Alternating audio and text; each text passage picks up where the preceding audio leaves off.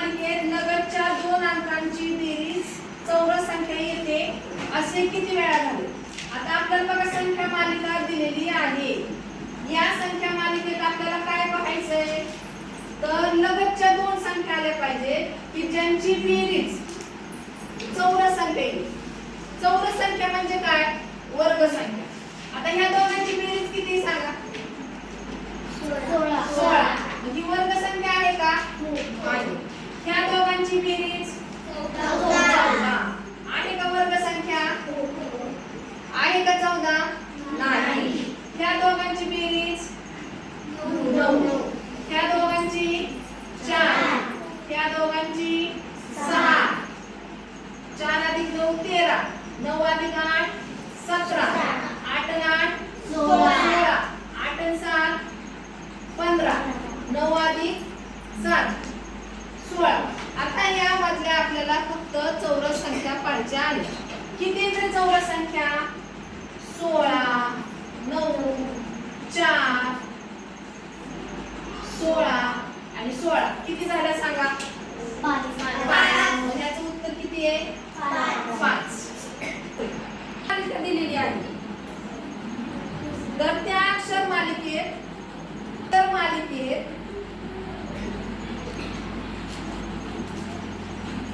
14व्या अक्षराच्या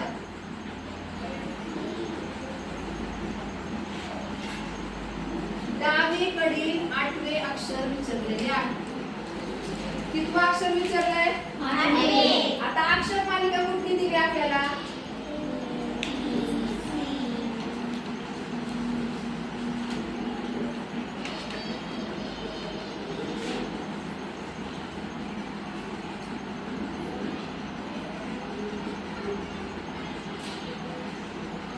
सांगा अक्षर मालिकेमधलं 14वं अक्षर कोणतं? कोणतं? यन का? त्याच्या डावीकडे 8वं अक्षर कोणतं? डावी बाजू म्हणजे कुठली? 1 2 3 4 5 6 7 8. कुठलं अक्षर आलं? य. पुढचं गणित घेऊ. सारा पर्याय कोणता? कोण आहे रे? कबूतर, चिमणी आणि पोपट. बरोबर. तर ह्याच्यातला गटात न बसणारा कोण आहे? वडला. हत्ती, हरिण, शेळी, बैल. सांगा बरं गटात न बसणारा कोणता आहे? 29 नंबरचा गटात न बसणारा पर्याय कोणता आहे?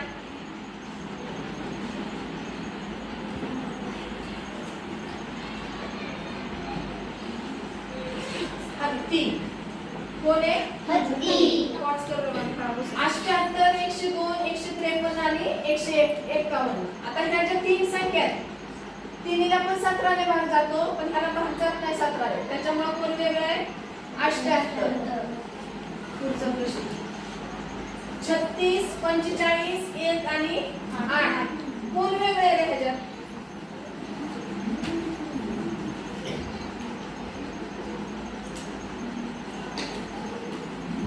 40 आणि 1 त्रिकोणी संख्या आणि ही त्रिकोणी संख्या नाही. त्यामध्ये H B M आणि J कोण वेगळे आहे? सांगा. हे सममित आहे का आकृती? ही पण सममित आहे का? ही आहे का सममित? ही आहे का सममित? नाही. त्यामुळे ही वेगळी. हे सांगा आता. का बरं? पहिल्या मध्ये 1 चा फरक आहे, दुसऱ्या 2 चा, परत 3 चा, 4 चा आणि 5 चा. आता ह्याच्यामध्ये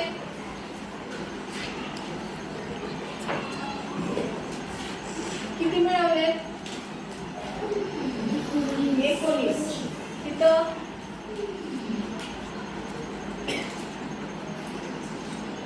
23. तिथं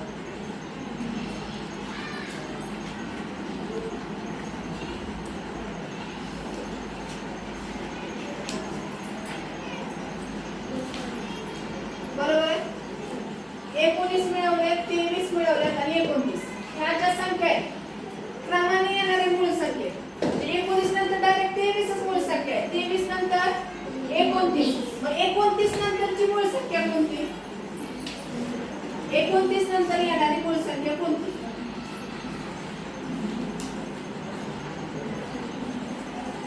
धनश्री कोणती 29 नंतरची मूळ संख्या? 31. बरोबर. मग ह्याच्यामध्ये आपल्याला किती मिळवायचे? 31. मग 72 मध्ये जर 31 मिळवले तर उत्तर आपल्याला किती येणार आहे? 103. समजलं ह्याचं उत्तर? आता पुढे बघा. कोणतं येईल ह्या प्रश्नचिन्हाच्या जागेवर बघा. आपल्याला काय दिसतंय? 2 एस प्रकारचे, एक त्रिकोणी आणि एक चौकोन. मग आता ह्याच्यानंतर कुठलं येईल? आता इथं काय केलंय त्यांनी? हे दोन्ही एस इथं समजा टाकलं आपण. बरोबर. आणि इथं काय येणार आहे? प्रश्नचिन्हाच्या जागेवर त्रिकोण येईल. त्रिकोण एस आणि परत इथं एस कमी. बाणाचं ह्या साईडला. आता कुठे गेलाय बाण? खाली. दिशा बदलली. आता बाणाचा क्रमांक कोणता येणार आहे? अशा प्रकारचा. आता ह्याच्यात काय करायचंय? चुकीचं पद काढायचं. आता बघा बरं चुकीचं कोण आहे? कारण 14चा पाढा वाटतो का तुम्हाला? 14 दुने 28. 14 त्रिक म्हणजे इथं कोण किती पाहिजे होते? 42. त्यामुळे चुकले. आता 38 नंबरचा प्रश्न ऐकायचा व्यवस्थित. अनुष्काचे वय समृद्धीच्या वयाच्या 2 पट आहे. त्यांनी काय सांगितलंय? अनुष्काचं वय समृद्धीच्या वयाचे किती आहे? 2 पट. म्हणजे समृद्धीचं जेवढं वय आहे त्याच्या दुप्पट वय कुणाचं आहे? अनुष्काचं. म्हणजे समृद्धीच्या वयाला जर आपण 2 ने गुणलं तर कुणाचं वय येणार आहे? अनुष्काचं. मग समृद्धीचं जर वय 9 वर्ष असेल तर दोघींच्या वयाची बेरीज किती? मग अनुष्काचं वय हे समृद्धीच्या वयाच्या किती पट आहे? 2 पट आहे. मग 9 वर्ष समृद्धीचं वय दिलंय, त्याला जर आपण 2 ने गुणलं, 9 दुने 18. मग 18 वय कुणाचं झालं? अनुष्काचं. मग आपल्याला विचारले काय? तर त्या दोघींच्या वयाची बेरीज. मग आता बघा अनुष्काचं वय 18 आहे अधिक समृद्धीचं वय किती बेरीज झाली? 36 27. उत्तर काय आपल्या ह्याचं? दोघींच्या वयांची बेरीज 27 वर्ष. प्रश्न ऐकायचा. आशिष म्हणाला फोटोतील व्यक्ती हे माझे वडील आहे. कुठली? जे फोटो आहे ती व्यक्ती कोण आहे? माझे वडील आहे. फोटोतील व्यक्तींच्या वडिलांची मुलगी तुमची कोण? सांगा. फोटोतील जी व्यक्ती आहे ते वडील कुणाचे झाले? आशिषचे. मग त्या वडिलांची मुलगी तुमची कोण? व्यक्तीच्या वडिलांची मुलगी म्हणजे ती कोण आली? आशिषची आत्या. कारण फोटोत जी व्यक्ती दिसते ती कोण आहे? आशिषचे वडील. कोण आहे ते? वडील. आशिष काय म्हणतोय? ह्यांच्या वडिलांची मुलगी. मग ह्यांच्या वडिलांची मुलगी म्हणजे ह्यांची कोण झाली? बहीण. बरोबर. म्हणजे आशिषची कोण झाली? आत्या. पुढचा प्रश्न बघा. मुंबईला नागपूर म्हटले, नागपूरला पुणे, पुण्याला नाशिक, नाशिकला अहमदनगर म्हटले, अहमदनगरला कोल्हापूर म्हटले तर प्रसिद्ध संत्री ही आपल्याला कुठून आणावी? संत्री कुठली आहे प्रसिद्ध? सांगा मला. नागपूरची. नागपूरला काय म्हटलंय त्यांनी? पुणे. मग प्रसिद्ध संत्री आपल्याला कुठून आणावी लागणार आहे? पुण्यावर. आता पुढचा प्रश्न. आकृती दिसते तुम्हाला वर्तुळाची? त्या आकृतीत दिलेले बिंदू एकमेकांना जोडून अजून आपण किती रेषाखंड तयार करणार? असा प्रश्न आहे. तिथं 2 बिंदू दिलेत का नाही?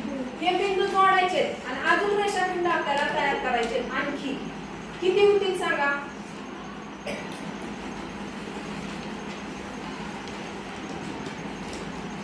होतोय का इथे? 2 3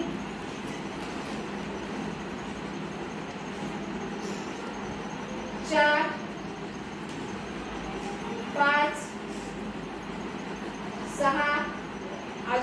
होईल का? कुठला पॉइंट राहिला जोडायचा? ह्या बिंदू पासून 7 8 पुढे 42 नंबर वर चौकोन तयार करायचे. काय तयार करायचंय? चौकोन. किती चौकोन होतील?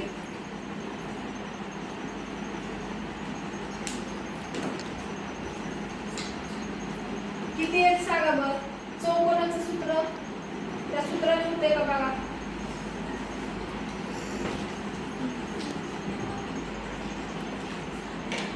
इथं धरायचं का? इथं त्रिकोण होतो बरोबर. 3 आणि 2 5 5 आणि 1 6. किती चौकोन तयार झाले? 6. चौरसातलं कसं येईल सांगा. कोणती बाजू? ही बाजू पलीकडे जाणार ना? अशीच का? आणि ही बाजू इथून. आता ह्याचं काय होणार आहे?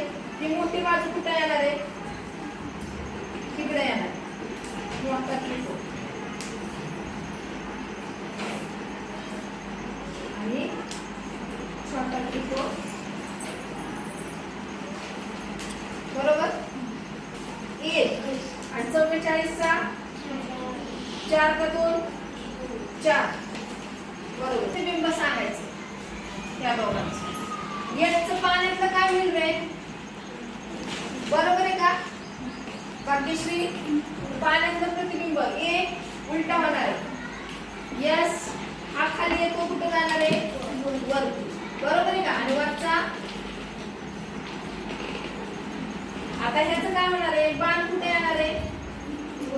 वर.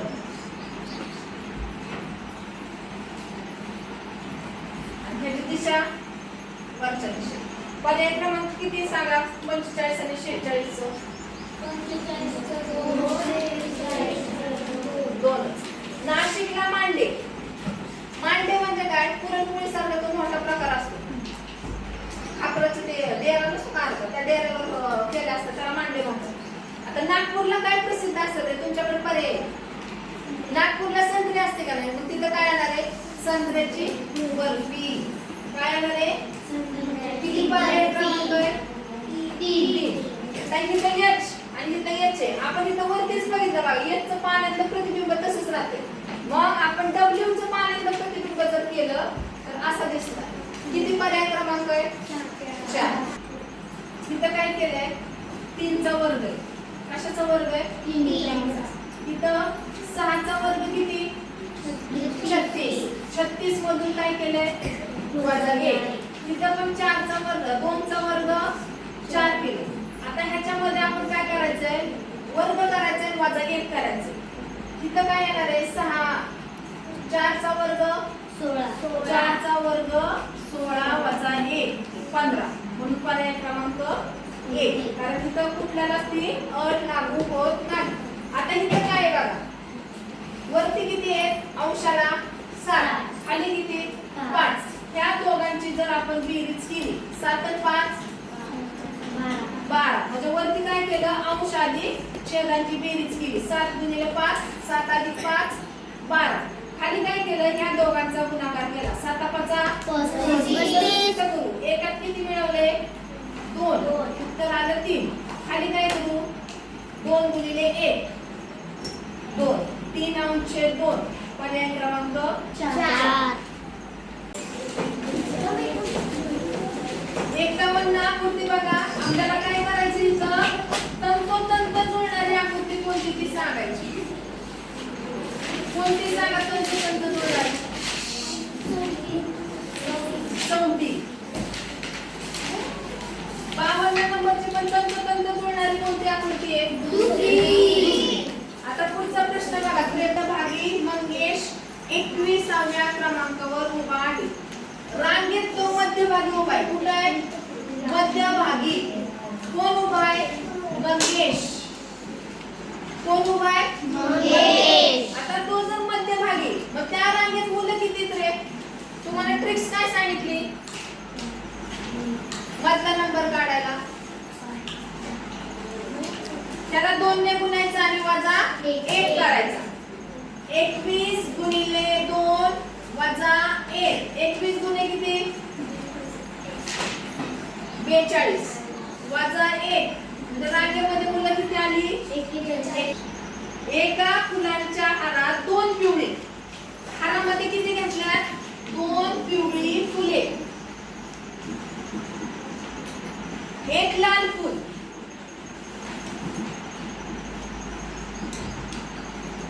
आणि 1 जांभळे फूल. एक हार बनवलाय आणि त्या हारामध्ये 2 पिवळी घेतली, 2 पिवळ्यानंतर 1 लाल फूल ववलं आणि 1 लाल फुलानंतर 1 जांभळं फूल. अशा क्रमाने फुलं ववली. तर 18व्या क्रमांकावर कोणतं फूल येईल? किती फुलं झालेली आहेत? 2, 1 3 आणि 1 4. 4चा पाडा बदलत जायचं. 4 चोक 16. 16 नंबरला कोण येणार आहे? जांभळं फुल येईल. बरोबर. मग 17 आणि परत 18, कारण 2 पिवळी पण क्रमांकाला पिवळी येणार आहे. मग 18व्या नंबरला कुठलं आलं आपलं फूल? पिवळं. समजलं हे? पासून क पर्यंत जाताना किती वेळा डावीकडे वळावे लागेल? आता इथून सुरू केलंय बरोबर. मग आपला डावा हात कुठे आहे? ह्या बाजूला. मग आता हा पहिला टर्न मारल्यानंतर आपण उजवीकडे मारला का डावीकडे? उजवीकडे. आपल्याला प्रश्न काय विचारलाय? डावीकडे किती वेळा वळावे लागेल? मग इथं वळल्यानंतर आपलं दोन्हीकडे झाले बरोबर. मग परत आपण खाली वळलोय. इथं कुठं वळलोय? खाली. मग खाली म्हणजे कुठली बाजू झाली? उजवी. आता परत आपलं तोंड खाली आलं का? मग आता आपण ह्या साईडला वळणार आहे म्हणजे कुठल्या बाजूला वळलोय? डावीकडे. म्हणजे इथे एकदा आपण वळलो डावीकडे, परत असं गेलं, परत वरती गेलं. मग कुठल्या बाजूला मी गेले? कुठल्या हाताला वळले सांगा? ह्या हाताला का ह्या? ह्याला. म्हणजे हा हात कुठला आहे माझा? उजवा का डावा? डावा. म्हणजे इथे एकदा वळले, परत माझं तोंड वरती गेले, परत मी कुठं वळणार आहे? इकडे उजवीकडे. परत माझं तोंड इकडे झाले. आता कुठं वळणार आहे मी? खाली. परत उजवीकडे. खाली तोंड झाले, कुठं वळले मी? इकडे. तिसऱ्यांदा डावीकडे आले, परत इथे एकदा डावीकडे आले. म्हणजे क पर्यंत जाताना मी किती वेळा डावीकडे वळलेले? 4 वेळा. समजलं? पुढचा प्रश्न का फक्त घड्याळात 3 वाजता मिनिट काटा उत्तर दिशा दाखवत असेल तर तास काटा कोणता? 3 वाजता मिनिट काटा इथं असतो बघा 12 वर. मग ही जर उत्तर दिशा आहे तर तास काटा कोणती दिशा दाखवणार आहे? इथं जर उत्तर आहे म्हणजे इकडे कुठली? पूर्व. कोणती दिशा येणार आहे इथं? पूर्व. तिथं येणार आहे दक्षिण आणि तिथं कुठली आहे? पश्चिम. म्हणजे तास काटा कोणती दिशा दाखवली तास काट्याने? पूर्व. पुढील बघा, खालीलपैकी वेगळा दिनविशेष कोणता? नीट ऐका. दिनविशेष: शिक्षक दिन, बाल दिन, स्वातंत्र्य दिन आणि महात्मा गांधी जयंती. शिक्षक दिन कधी असतो? 5 सप्टेंबर. बाल दिन कधी असतो? कधी असतो बाल दिन? 14 नोव्हेंबर. स्वातंत्र्य दिन आणि महात्मा गांधी जयंती 2 ऑक्टोबर. वेगळा कोणता सांगा? पर्यावरण दिन सांगा अगोदर. पर्यावरण दिन 5 जून. त्या महिन्याची अखेर किती दिवसांनी सांगा? 5 जून सोडून जून महिन्यात किती दिवस असतात? 30. 30 मधून 5 गेले किती राहिले? 25. उत्तर 25 येणार आहे का 26 येणार? किती उत्तर द्यायचं? 25. कारण पर्यावरण दिनानंतर विचारले. दिनापासून विचारले का त्यांनी? नाही. दिनापासून विचारलं असतं तर आपण 5 तारीख धरली असती, पण दिनानंतर विचारले. त्यामुळं 25 जून 25 दिवसानंतर त्या महिन्याची अखेरील. पॉज कर.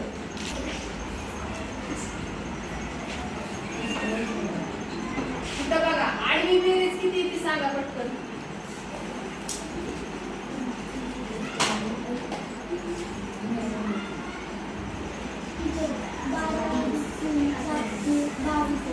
ह्याची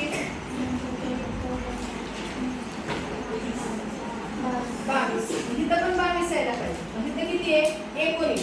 मग 22 यायला किती मिळवावे लागते? 19 मध्ये 3. मग ह्याचं उत्तर किती असणार आहे? 3. आता इथं बघा, सगळ्या अंकांची बेरीज करा, जेवढे दिसतात तेवढ्या सगळ्यांची. सर्व अंकांची आपण जर बेरीज केली तर किती येते? 13. तिथं पण 13 यायला पाहिजे का नाही? 13 येण्यासाठी 4 आणि 4 8, 8 आणि 3 11. मग 11 मध्ये आपल्याला किती मिळवायला लागतील? 2. इथं येणार 13. इथं किती येणार आहे? 2. ही भेंडी खालीलपैकी दाखवण्यासाठी कोण आहे? आता भाज्यामध्येच मेथी आणि भेंडी येणार आहे का नाही? मग हेच काय झालं भाज्यांसाठी, आणि हे मेथी आणि भेंडी. मग असं जिथं दिसत तो पर्याय बरोबर आहे.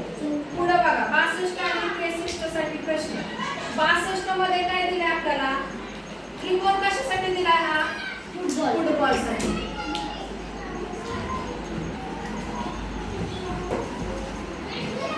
आयत कशासाठी दिलाय? हॉकी.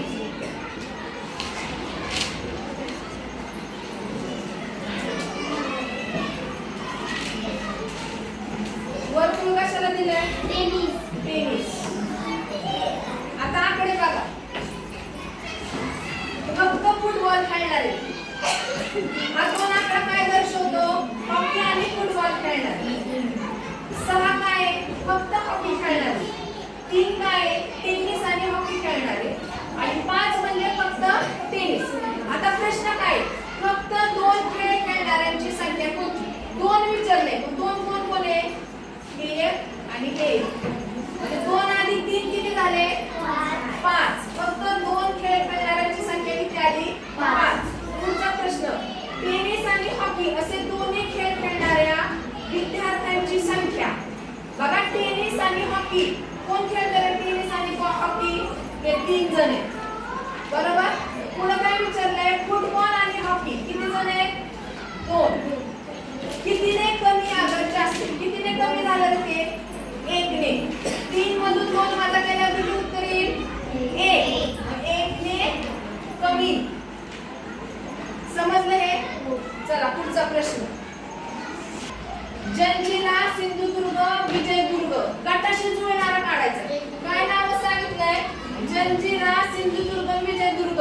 पर्याय का? प्रतापगड, रायगड, जयगड, तोरणा. जयगड, कारण की जंजिरा पाण्यातला आहे. सिंधुदुर्ग पण कुठे आहे? पाण्यातच आहे. आणि विजयदुर्ग पण पाण्यात आहे. त्याच्यामुळं त्याला कुठला पर्याय आहे? जयगड पाण्यात. पुढचा प्रश्न बघा,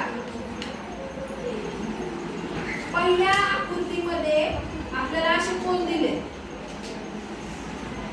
दुसऱ्यामध्ये असे दिले, तिसरा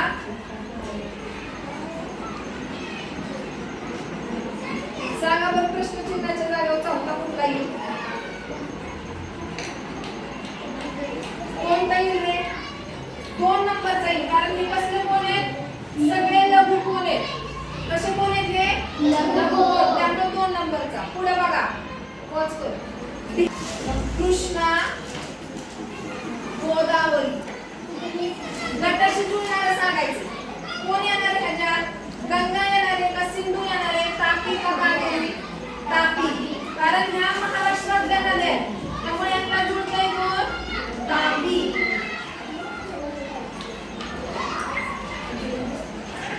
दिसतंय का हे? काय दिलंय? क्रमगत मूळ संख्या. क्रमगत म्हणजे काय? 2 नंतर लगेच 3 आहे, त्यांच्यामध्ये कुठली मूळ संख्या आहे का? नाही. 3 नंतरची मूळ संख्या कोण आहे?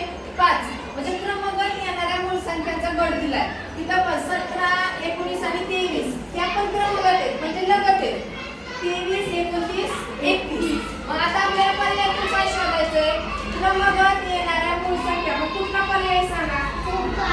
41, 43, 53. आता पुढं 24, 11 आणि 36 याचं निरीक्षण करा. इथं किती दिसतंय रे तुम्हाला? 2 चा वर्ग किती? 4. तोच इथं मांडला, बरोबर. इथं किती आहे? 1 चा वर्ग किती? 1. तोच इथं मांडला. 6 चा वर्ग किती? 36. तोच पुढं मांडला. असं पर्याय कोण आहे सांगा बरं? पहिलं 39.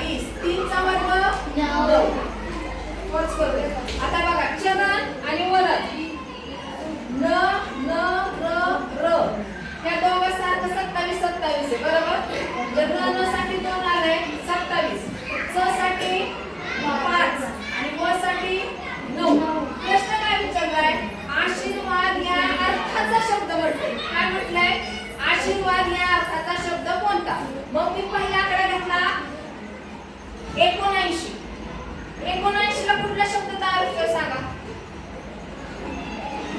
7 आणि 9. 7 म्हणजे काय? न. 9 म्हणजे व. न आणि व होत नाही. 29 2 आणि 9 र व होतंय का? का व र? 92 चं होतंय का बघा? व आणि र. वर दिलाय म्हणजे आशीर्वाद दिलाय, बरोबर? म्हणून हा पर्याय बरोबर. मुलगा या अर्थाचा शब्द कसं चिन्हात लिहिणार? मुलगा म साठी का कुठलं अक्षर चित्र आहे सांगा बरं? म साठी बरोबर आहे. पहिल्या उकाराला काय दिलंय का? उकाराचं दिलंय का उकार? नाही. तर प्रश्न काय विचारलाय आपल्याला? मुलगा या अर्थाचा शब्द विचारला. मग आपण काय करू? कोणता शब्द तयार होतोय तो सांगा मला या अक्षरावर.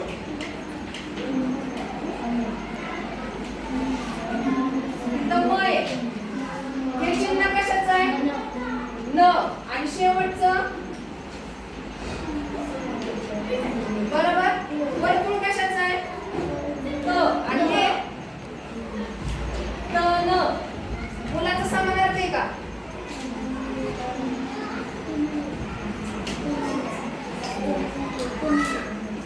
पुढे बघा. त न.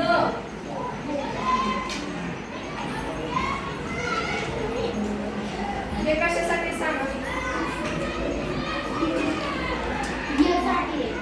तनय. तनय म्हणजे काय?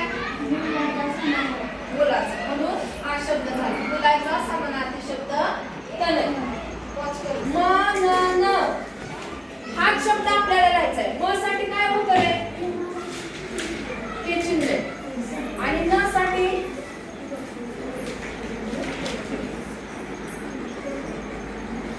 बरोबर. हा झाला म न न. पुढचा बघा. एका सांकेतिक भाषेत 24 ही संख्या कशी लिहिली? 31. 57 ही संख्या लिहिली 64. तर 35 ही संख्या कशी लिहिणार?